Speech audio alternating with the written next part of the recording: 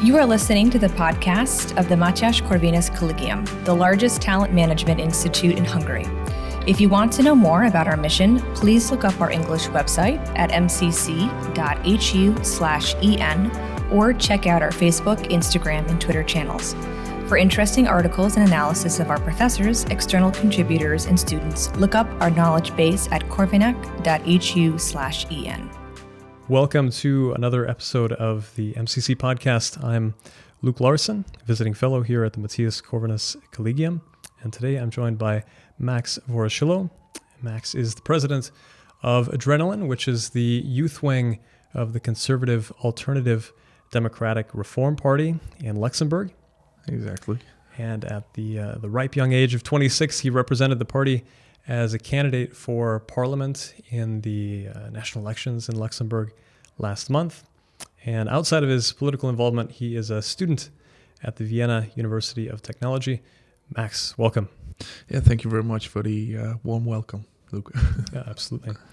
So you are the president of a conservative youth organization, and you've been visiting other conservative youth organizations throughout Europe. One trend that I find really interesting now is these polls coming out in countries like Sweden, Finland, Spain, showing that some right-wing parties do quite well among young people. I think even in Finland, the right-wing Finns party was the number one party in polling for people aged 18 to 29. Do you sense that there's some kind of energy, some youth energy in the conservative movement in Europe, and what explains that rise? Yes, definitely. I mean, if I take a look at, in Luxembourg, what happened during those recent elections is when you take a look at the voters who voted us, you'll find out that we were the second most voted party by the young people, which has been very unexpected, of course. And, there's been a mathematician who has done the calculations, because we have the problem in Luxembourg that we don't have that many statistics. We're the country of, let's not be too honest about all our problems. That's at least what the government has always tried to do. But I definitely sensed a lot of energy, and it also has to do something with the conservative wave, or let's say the right-wing wave that we've seen all through United States since Trump. We have a lot of influencers having their different takes on politics, but it's not always about right-wing or left-wing, but you just have people who are really engaged to use their freedom of speech on all different topics. And I think that's something that's very attractive for young people. When you have, those influencers or politicians who just say something that's maybe polarizing, but that's true. But those young people, they would have never thought that you can say something like that, because you might, because some authority might tell you, well, you shouldn't talk like this, or you shouldn't be too honest about it because you might be offending somebody. So I think that's the energy. Well, that's where the energy, I think, comes from. We live in that age where it's very difficult to say something because you might offend somebody, and we see more and more those politics, or even let's say imposed directives by let's say here in Europe, by the European Parliament against hate speech, which is defined very vaguely. And then so more and more people, they fear that if they say something, they might get might get into trouble. But the more and more young people try to say the truth, maybe be a little bit of offensive, those people get motivated to maybe also become part of a political movement, I'd say. What is it like to be a young conservative in Luxembourg today? It's very difficult. It's very difficult because the media and other politicians mainly, they portray us as being sometimes maybe even undemocratic. And if you take a look at our election program, the opposite is true, right? We are the ones who want to introduce a direct democracy in a country, so that everybody who's Luxembourgish, that all their voices count when we have big projects, for example.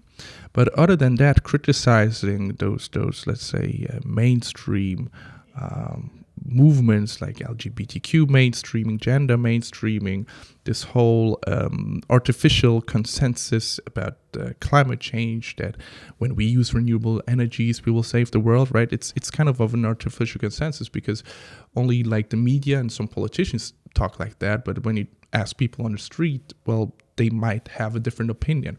So it's very difficult to be a young conservative, also because Luxembourg is very small and everybody knows everybody. So if you post something online or you say something, you might get branded for that. And that's, of course, it's very important to have your social circles. You might lose some social circles. But I think at the end of the day, there is like this silent, well, not majority yet, but we'll come to that, of people who, you know, studied great things like economics, psychology, or even medicine, or engineering, who actually support us. But they have some concerns that if their voice becomes public, they might get into trouble, and they might have some trouble in their job. So that's the way it is in Luxembourg. Yeah. Right. I saw you had an interview in the European Conservative magazine, and you mentioned that you feel that you represent the counterculture. Can you tell me a little bit more about that? Why is it the counterculture? Is there something of a youthful rebellion in conservatism that is attracting young people today? Yeah, most definitely. So the way I approach this is I read the news and I see, all right, what's the problem? And for example, now in Luxembourg, you read in the news that there are a lot of illegal migrants putting up their tents in Luxembourg, right? Because we don't have any more places anymore to accommodate them, so they put up their own tents. And you read that in the newspaper, but that's about it. I mean, you see some pictures, but it doesn't feel that real. And I think that a lot of people don't really know how bad the situation is. So what did I do? Well, I went there with a friend of mine, and we've done a little video about the situation there, right? So this is something very provocative. We might get criticized by some left-wing liberal parties because we showed the truth. But on the other side, the young people who spent their evenings in the city to have a drink or something, they see those tents, and now they know, oh, there's a young political party who actually has the exact same thoughts as we do. And that's, I think, something very, very attractive. So what we try to do is being very spontaneous and try to talk about the Luxembourgish news also in a very realistic way. Mm-hmm. And as you've met young conservatives across the continent, what do you sense are the issues that matter most to young conservatives in Europe today? Well, definitely the issue of security. We live in an age where security is seen a little bit as a project, not as a problem anymore. I feel like it's the same problem with mass migration. It's like a project, not a problem, but it is a big problem, because if you have a lot of migration, there's also a big security concern that comes with it. We've seen it in Luxembourg. During the last 20 years, our population has gone up by, I think, around 40 or 50%, but the criminality rate has gone up by 300%. So you see that the bigger we get, the more people get into a country, that the threat of criminality is much higher, becomes much higher. So and the way to face that is actually, of course, to have those international relationships and to see, okay, how can we actually have such a big voice that lawmakers, policymakers, that the deputies within the European Parliament will start to become much more active and will try to strengthen our borders at least. So this is one of the main key issues, I think. And on the other hand, of course, the disappearance of our culture kind of in the different countries. I mean, you Flanders, right? They also have a big problem with their own language, which gets spoken less and less. In Luxembourg, we also have a very big issue with our language, which is disappearing. I mean, I try to find one city where the name of the city is in Luxembourgish. Most of the times it will be in French. So there's even those little visual aspects, you don't really see them in Luxembourgish anymore. So I think those are like the two biggest issues. You have one time security, which is also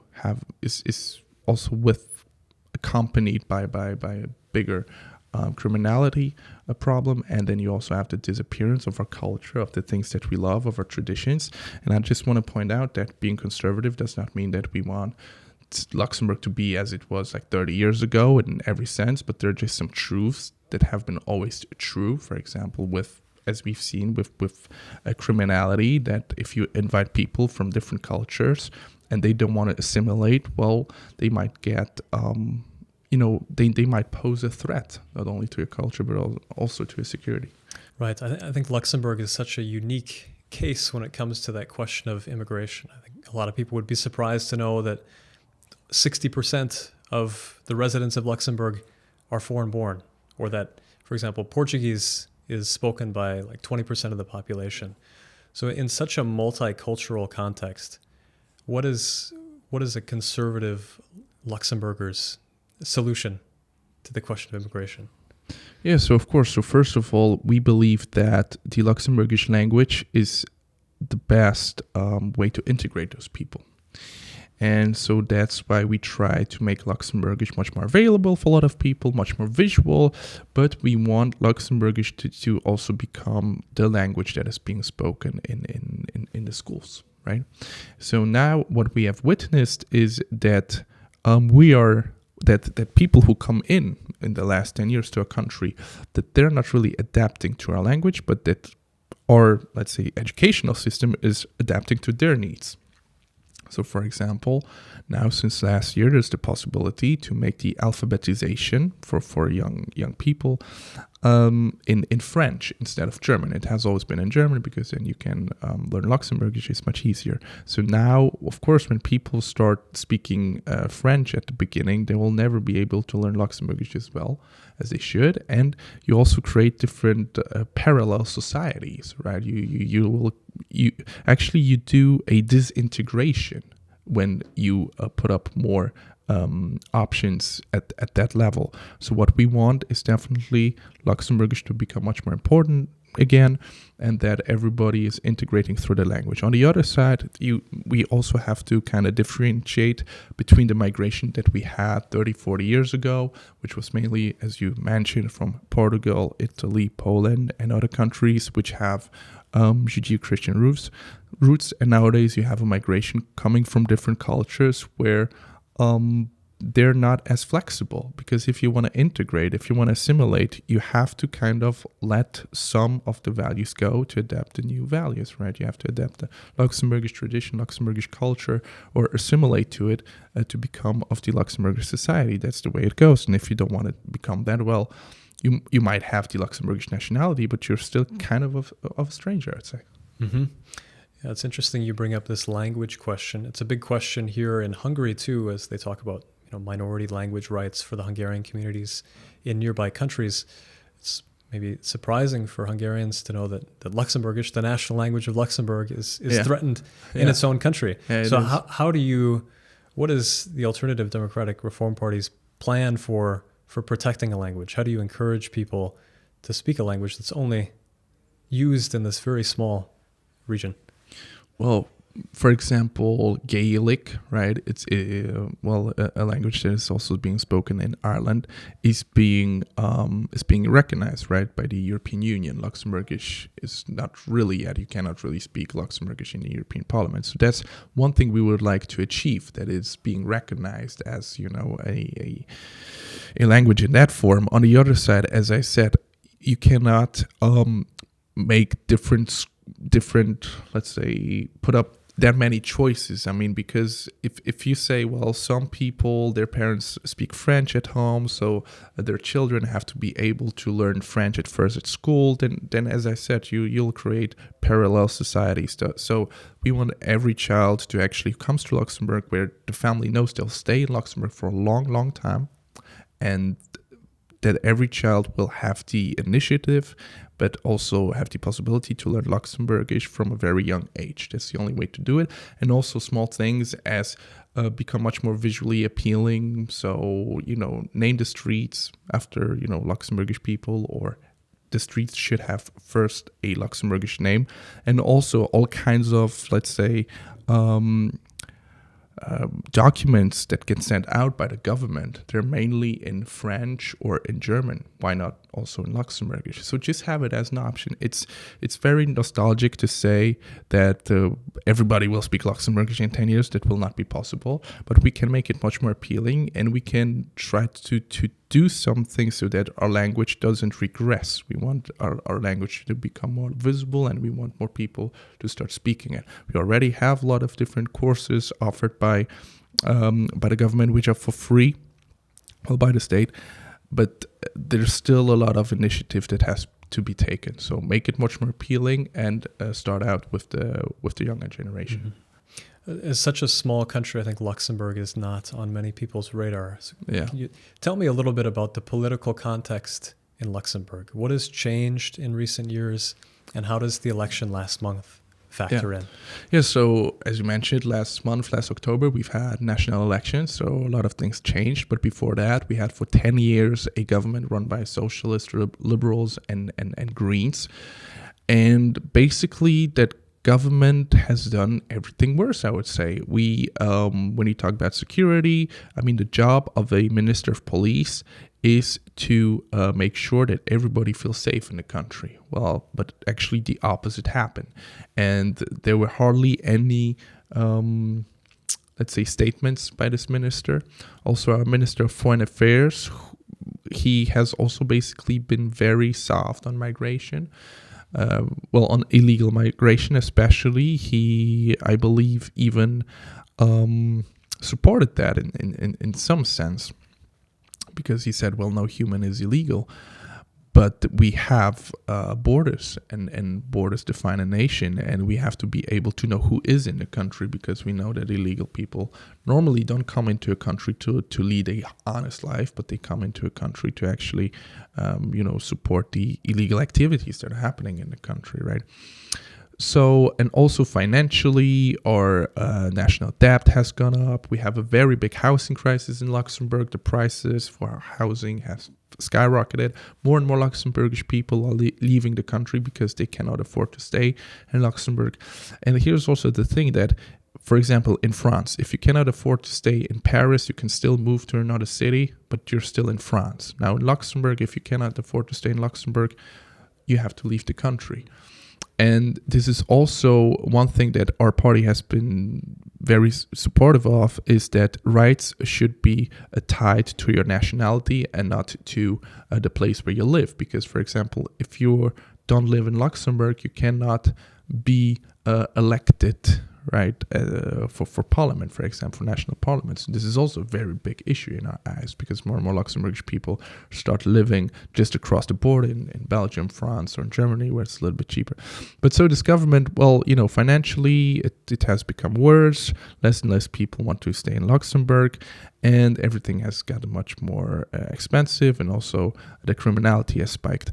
So, and now the socialists and the Greens, they're not in government anymore. They didn't get elected, and now we have a coalition run by liberals and the Christian socialists. So this may be a better, let's say, a better form of government, but we'll just have to wait and see until if they will actually implement the policies that they promised they would do, right? Because the Christian socialists say they would be much more tougher on criminality, but we can just wait and see for now. I think another interesting fact about Luxembourg is, despite its small size, it's played such a key role in the European Union from early on, being one of the 6 founding members of the European Economic Community. It's one of the capitals of the European Union. Robert Schuman, one of the founding fathers of the European unity movement, grew up in Luxembourg. So in this context, what does it mean for a conservative to support sovereignty?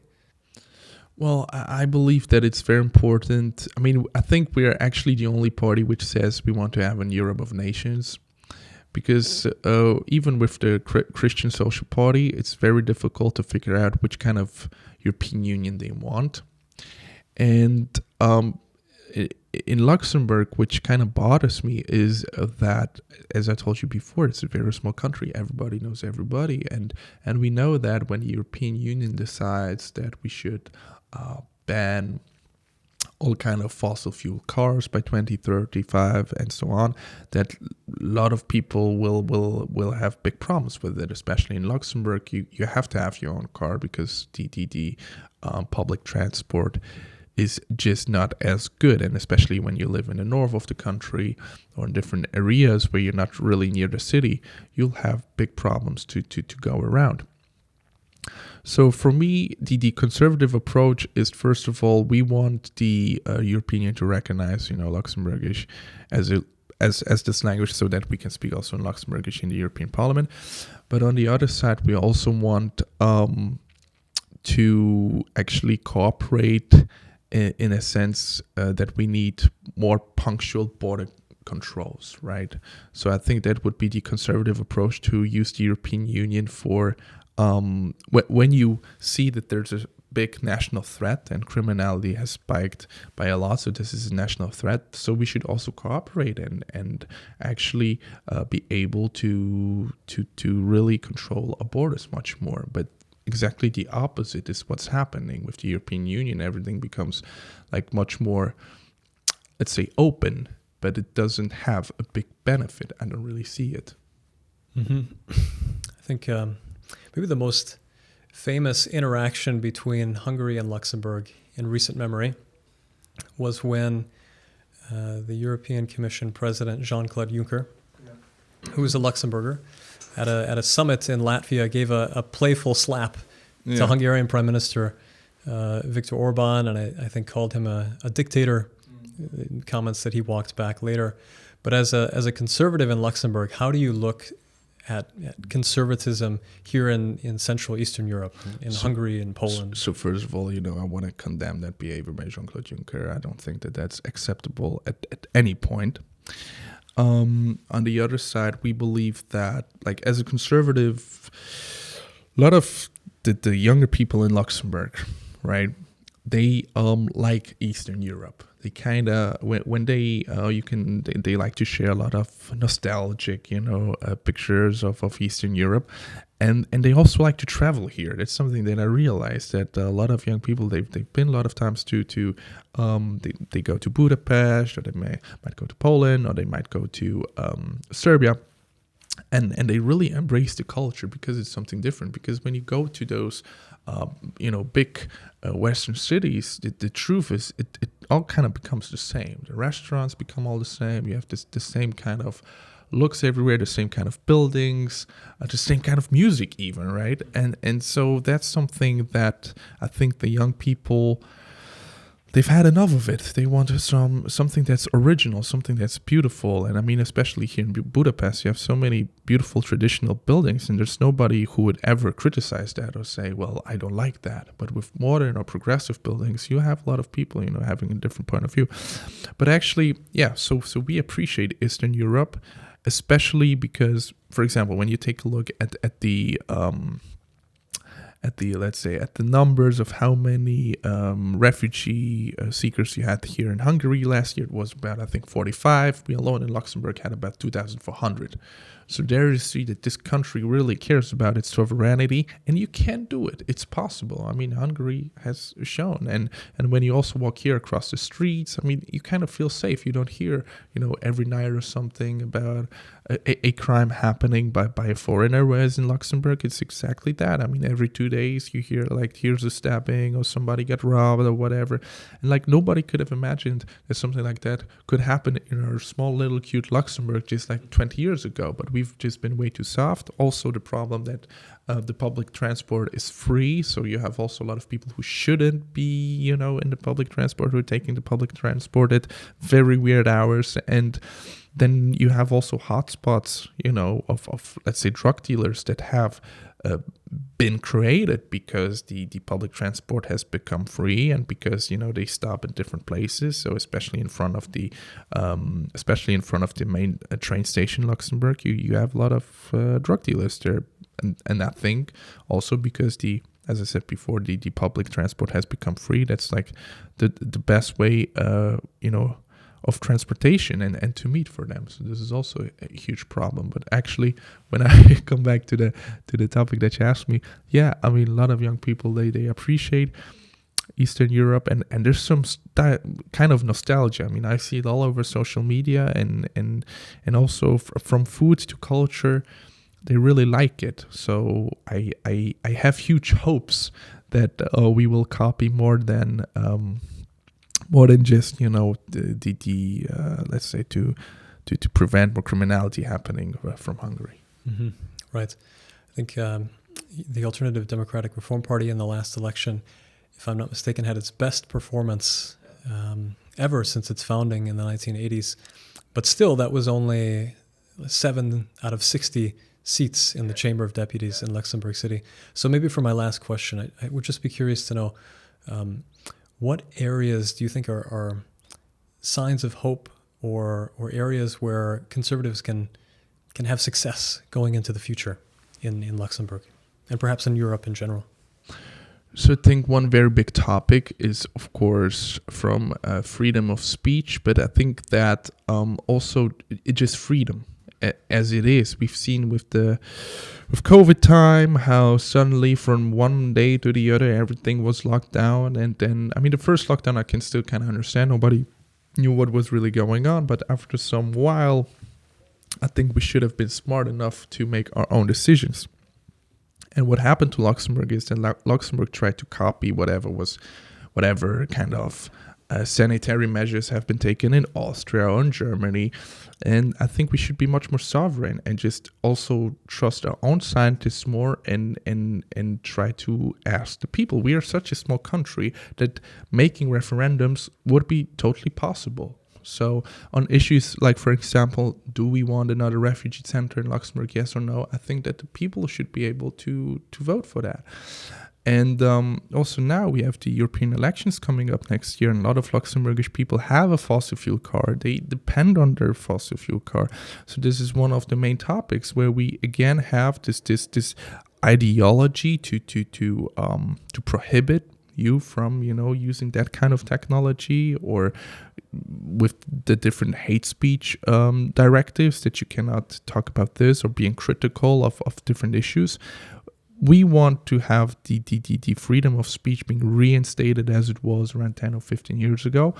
And therefore, I believe the way to do it is just to talk about the topics that may be polarizing, and just do it more and more and more until nobody can really be mad at you at all, because a lot of people will talk about it. And I think a beautiful thing that I've especially seen here at this MCC college is that you really want to have a lot of debates around different topics. And it's funny how you see other universities all around the world, which are a little bit more liberal, well, they say that they're open for debate, but they're not. There's some sensitive topics where, as I said, there's like this artificial consensus, like, for example, how to combat climate change. My personal opinion is it's better to adapt to climate change than to combat it. But these are topics that are very, very important, and we should talk about it. But I only see more, let's say, there are only certain types of institutions that would allow such a debate, and those are the institutions that are very vital for I think, future conservatism. Well, Max, thank you so much for speaking with me today. Thank you, Luke. Thank you. Thank you for listening to this MCC podcast episode. For further media content, please look up our English website at mcc.hu/en, or look for us on Facebook, Instagram, and Twitter. If you want to read more by our professors, external contributors, and students, check out our knowledge base at corvinec.hu/en.